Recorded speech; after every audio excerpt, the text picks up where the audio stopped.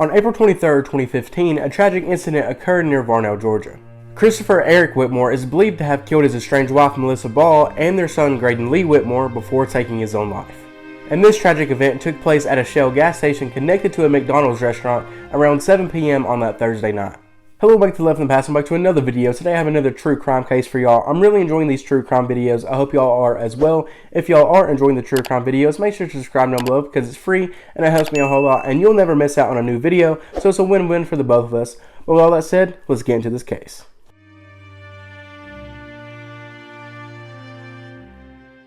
The sheriff of Whitfield County at the time, Scott Chitwood, provided information by saying the couple had a history of domestic issues and were separated at the time of the incident. Investigators revealed that Melissa Ball arrived at the gas station in her 2013 Ford Focus, and shortly after, Christopher Whitmore arrived in a 2010 Dodge and parked directly behind her, where then both individuals exited their vehicles and walked to the rear passenger door of the Dodge. It was then that Christopher pulled out a handgun and shot their son Grayden, who was seated in the back seat, where he then turned the gun on Melissa before taking his own life. And this case is a devastating reminder of the impact of domestic violence and the importance of seeking help if you or someone you know is in a similar situation. And my thoughts and prayers go out to the families that was affected by this tragedy. But the story does not end there. The family of Melissa and Grayden, who were killed by the boy's father before he killed himself in April of 2015, is now suing the Boys and Girls Club of America and the Chapter Boys and Girls Club of Gordon, Murray, and Whitfield counties. The lawsuit filed in Whitfield County Superior Court claims that the Boys and Girls Club employees released Grayden Whitmore to his father Eric Whitmore against the explicit wishes of his mother Melissa Ball on April 23, 2015. And tragically later that evening, Eric called Melissa to pick up their son at a gas station in Varnell, where he then tragically shot Grayden, Melissa, and then himself. And this crime shocked the small community of Varnell. And the lawsuit was filed by Grayden's aunt, Miranda Ball, on behalf of the family. It seeks an unspecified amount of damages for burial costs, compensatory damages, and damages for loss of enjoyment of life and mental anguish. The lawsuit claims that two Boys and Girls Club employees released Grayden to Eric on the day that they died, even though they were aware that Melissa had expressly instructed them not to do so. Melissa and Eric had been separated after years of continuous marriage, with a history of domestic violence and abuse against both Melissa and Grayden. The lawsuit names two employees, Lori Crowder and Tiffany Crowder. It claims that Lori Crowder, who was allegedly in a relationship with Eric at the time, released Grayden to Eric despite Melissa's instructions and despite noticing Eric's unusual behavior and the fact that he was armed. And to me, that just really baffles me, how she could just release Grayden to his father knowing the background of abuse that he had already inflicted onto Grayden before this incident took place, and knowing that she worked with kids and knowing that she could have done this before just is crazy to me, how she could just not care about Grayden's life enough to not release him with his father and wait for Melissa to get there. It's just crazy how she would just break the rules like that. And it could have been because they was allegedly in a relationship and she didn't want to make him mad. I'm not really sure. And knowing that he was armed with a firearm just makes the case even worse. Just knowing that he was in danger whenever she released him to Eric, it's just crazy how somebody could be so careless with somebody else's life, knowing that what they do could end somebody's life or completely change their life for the worse. And this next part of the case, it was absolutely insane and something I did not know happened. Whenever I first read through this case, it made me very, very emotional because you'll hear it whenever I read it. But it's just crazy how somebody could just not care about a young child at all. It's just crazy. But I'm going to go ahead and get into the rest of this case. The lawsuit also reveals a disturbing event that took place just days before the murders. On April 18th, Grayden spent the night with his father and then returned home the next day after attempting suicide. Melissa then committed Grayden into a mental health facility for 3 days. And on April 23rd, Melissa informed Lori Crowder of Grayden's suicide attempt and instructed her not to release Grayden with Eric. And despite these warnings, Crowder released Grayden to Eric, who then used their son to lure Melissa to the gas station where the tragic events unfolded. And this lawsuit highlights the critical need for organizations to follow proper protocol and to ensure the safety for children in their care. And this is one of the most tragic and heartbreaking cases I have covered on my channel. I do these videos to remember the individuals as well as to educate others. And if you or someone you know is experiencing domestic abuse, please contact the National Domestic Abuse Hotline at 1-800-799-7233 or visit their website for resources and support, because you are not alone. And now I'm going to show the graves of Melissa and Grayden, and at the end of the video I'm going to show some news clips of the tragic incident. Now I'm at Casey Springs Cemetery to visit the grave of Melissa and Grayden. And they're buried just right down there. So I'll go ahead and go visit their graves.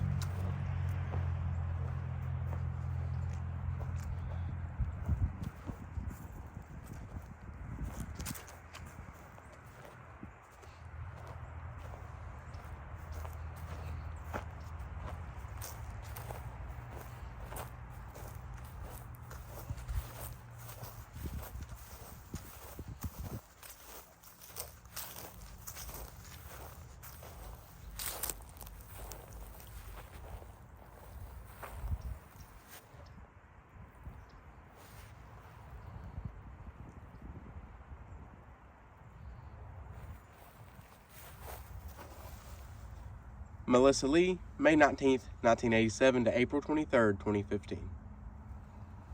And then Grayden Lee, January 5th, 2007 to April 23rd, 2015.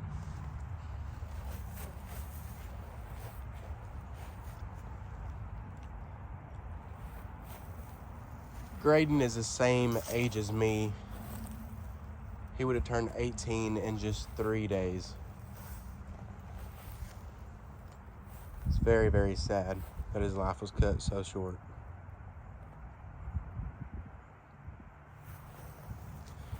And on the back of their stone, this is something cool that not a lot of stones have, but there's a picture of Melissa and Grayden.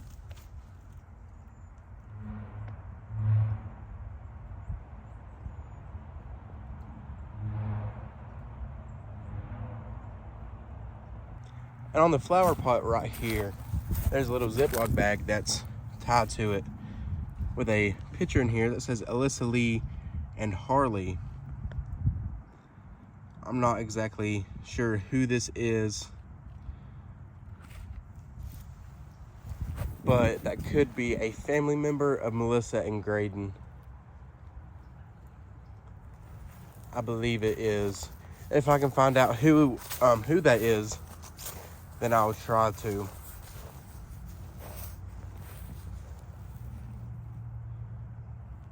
And buried next to them is Melissa's grandparents.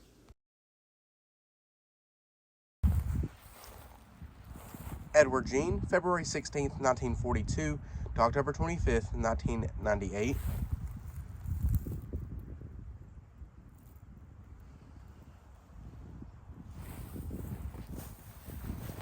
And then her mother, Mary Louise, May 28th, 1943 to July 28th, 2018.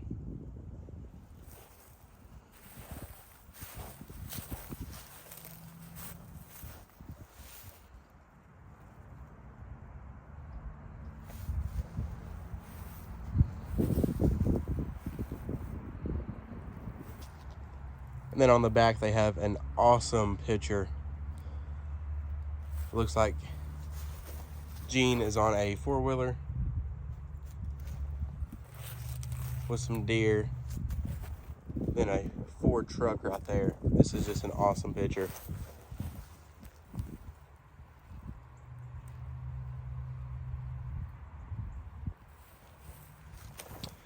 But I'm going to show off Melissa's and Grayden's grave one more time, just to give them their respects.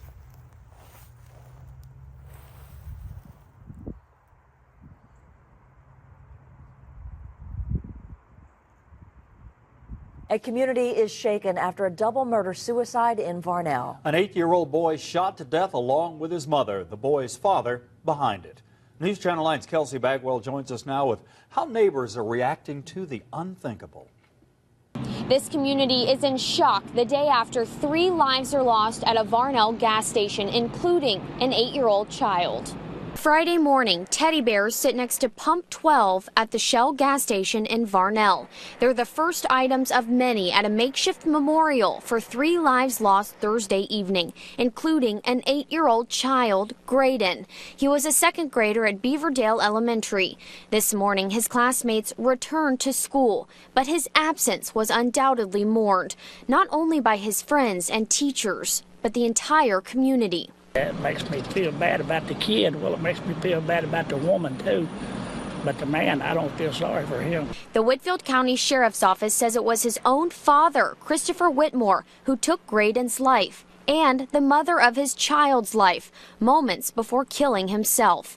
Varnell residents say it's unbelievable. I think it's kind of crazy that someone would do something like that, you know, kill themselves and their family. Police say Ball and Whitmore had a history of domestic violence, and the pair were not together when this happened. But what led to him shooting and killing his own child has neighbors stumped. I don't know how someone comes across killing a child, especially your own child. So that's especially disturbing, so I don't understand it. A school spokesperson says they are providing grief counseling to the students at Beaverdale Elementary, where Grayden was a second grader. They declined to do any interviews as they need this time to grieve and heal. Reporting in Varnell, Kelsey Bagwell, News Channel 9. The Whitfield County School District did provide us with a statement on Grayden's passing. Beaverdale Elementary Principal Sherry Mahan says, "We care deeply about every child, and we lost a member of our family." Okay, that's me all for today, guys. I hope you did enjoy that video. If you did, make sure to leave a like on it. Also, subscribe down below if you haven't already, because it's free and it helps me a whole lot. So definitely do that if you haven't already. This was a very, very, very sad and tragic story that I told for you guys today, especially how close it was to my hometown. I remember whenever it first happened, and it was extremely tragic to hear about it whenever it first happened. It's just very sad how much evil can come out of this world. But I'm just spreading awareness to them and for them to make sure that they're never forgotten and they'll never be forgotten. But I hope y'all did enjoy this video and enjoy the story and remembering their lives as well. But with all that said, I hope y'all have a great day, but this adventure is left in the past.